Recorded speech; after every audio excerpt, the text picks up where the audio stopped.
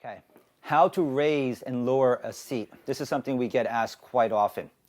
So we're going to start off by describing mechanically what's happening, and then we're going to go through three different systems to raise and lower a seat. All right. So basically, you have the seat tube here in the frame. You have a saddle, a seat with the post. This post is smaller in diameter than the seat tube. Okay. So if there was nothing here, it will just drop down. You can't. There's nothing to hold it up, if you will. Right. So what we need is something to clamp or place some pressure so that when we put it, the seat will stay up.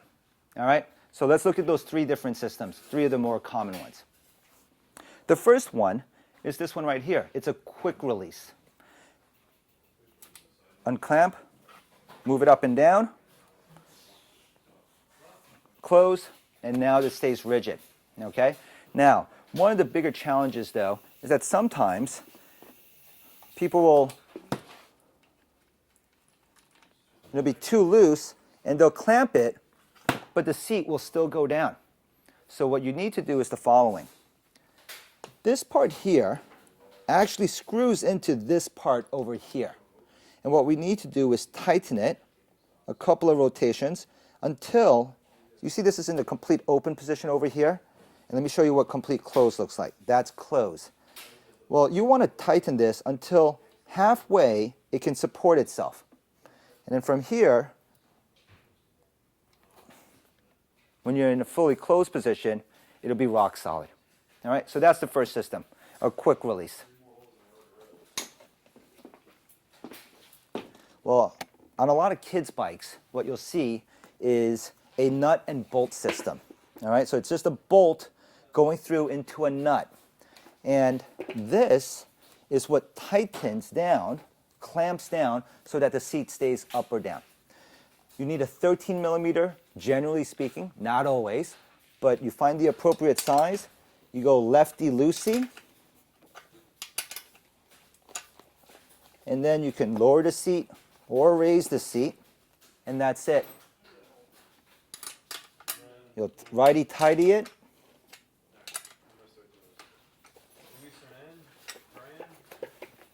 All right, so that's the second system, a nut and bolt system. So the third option is a basic seat clamp, right? And all you really need is an Allen key, generally speaking. It'll either be a size 4, 5, or 6. Most likely a 4, especially on the nicer bikes. These are very light, they're very strong, very, very effective, all right? So all you do is, if you ever bought anything from IKEA, you've got a size 4, 5, or 6 lying around. And the same principle. You put it in, lefty-loosey, righty-tighty. Okay? And in this case, I'm going to lower it. So I'm going to go around. Now, by the way, a quick thing. When dealing with Allen keys, make sure that you jiggle it in all the way and that it is seated completely. If you go halfway in and then try to crank it, you may strip the bolt. In which case you'll be coming over to us and we will have to do some not nice things to your bike. All right, so now we're going to lefty-loosey here, nice and loose. The seat post slides in and out fairly easily. I'm going to put it at this height over here and then just righty-tighty.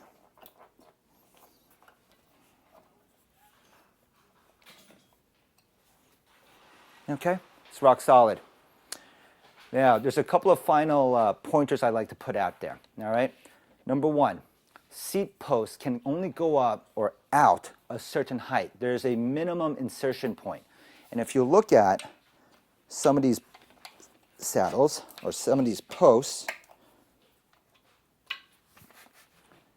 there will be a minimum insertion point like that right over there, okay?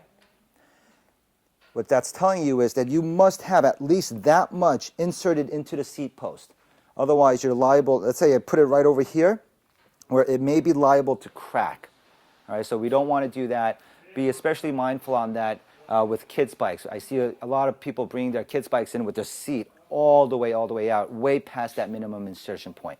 All right. The second thing is you want to make sure every once in a while, as basic maintenance, to put a little grease in your seat tube, because you don't want this metal here to fuse or merge with your frame, because then again, it'd be, in a worst case scenario, it'd be almost impossible to take that seat post out. If you have a carbon frame, use fiber grip as opposed to grease. And if you have any questions, so just ask us. All right. So that concludes it. How to raise and lower a seat. The next video we're going to do is, what's the appropriate seat height. So until next time, thank you very much.